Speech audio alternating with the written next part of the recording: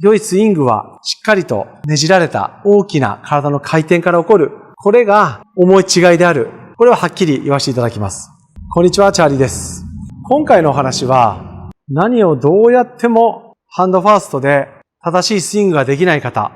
こういった方に目から鱗のどなたでも必ずハンドファーストで打ててくるとっておきの方法をお話ししていきます。チャグル TV 始まるよー。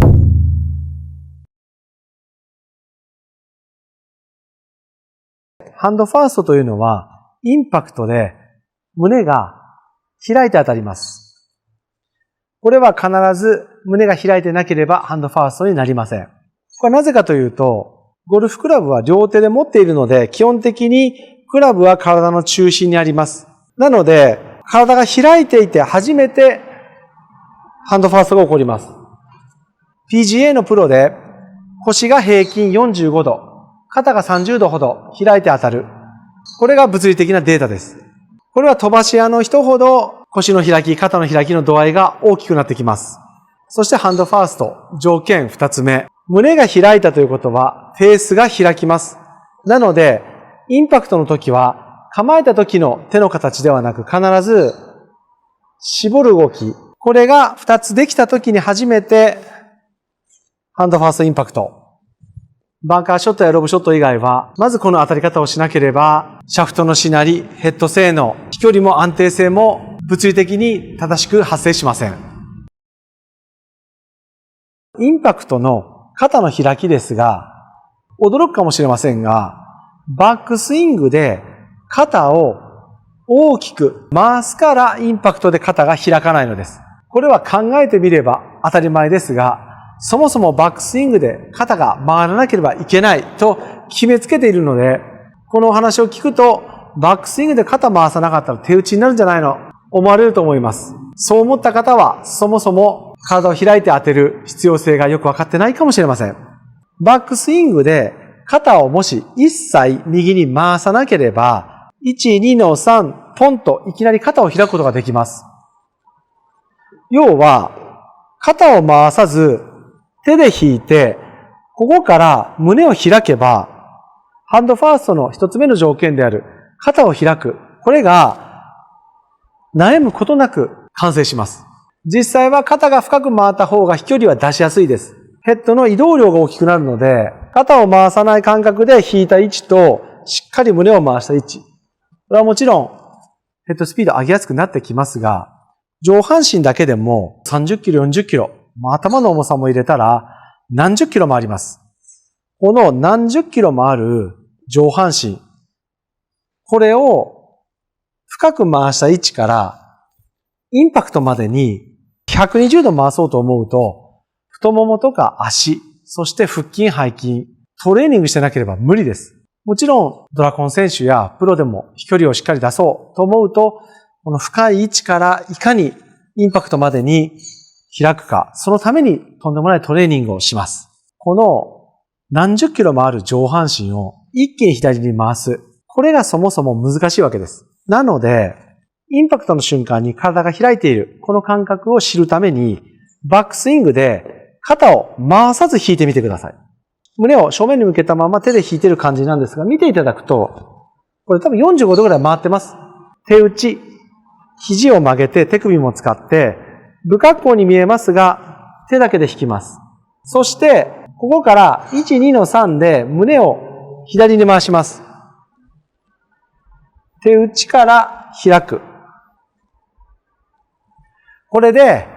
体を開くコツがわからない方や、太ももとかふくらはぎ、体幹で鋭く体を開くことができない方は、とりあえず体を開いてインパクトする、ハンドファーストの条件である一つ目をクリアすることができます。さらに言うと、もし筋力があっても、深く回しすぎたせいで戻せていない。これはプロでもたくさんいます。飛距離を出す良いスイングはしっかりとねじられた大きな体の回転から起こる。これが思い違いである。これははっきり言わせていただきます。例ですが、バックスイングで肩を回さないプロ、たくさんいます。バックスイングで肩を回しすぎたせいでインパクトで肩が開かない。そういう考え方もあると知っていただくだけでも、ハンドファーストスイングに近づいていると思います。そして、インパクトで、しっかりねじる。正面構えていただいて、このままクラブを右に倒します。腕を右に回して、そして、この位置で、時計でいう3時から12時に向かって起こします。この力を、浅いバックスイングから体開き、そして当たる瞬間にねじり込む。これをやっていただくと、胸を開いてクラブを絞る、ハンドファーストになる感覚が必ず分かってきます。浅く引いて、胸を開く。体が確定で開いてくれば、手を返したのではフェースは閉じません。ここは勘違いしやすい点で、胸が開きました。ボールというのは、今カメラのちょうどここにボール出しますが、ここにボールがあるとします。この位置からフェースを閉じようと思えば、ねじる以外にないんです。よく手を返すと球が捕まると思っている方が多いですが、これ、ねじらなければ、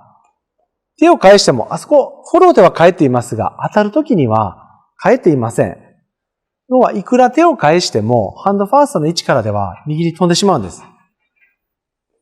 このねじりを使わず、球を捕まえるには、早めに返すしかありません。遅い位置から返し始めても、球はここですから、いくら返したところで当たる瞬間は開いてます。開いてる。この辺で初めて閉じるわけですから、ボールはここにあれば閉じますけど、あくまでもボールがこの位置にあるならば、ねじる以外ない。クラブをねじる。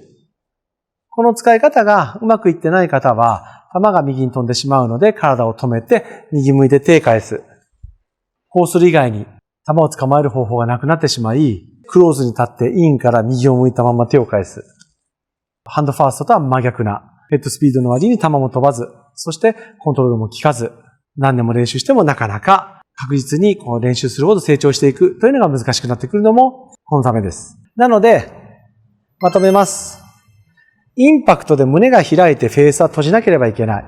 胸を開くためにはバックスイングで回さなければいいんです。極端に言うと、バックスイングで胸を左に向けながら回せば、必ずインパクトで胸を開くことができます。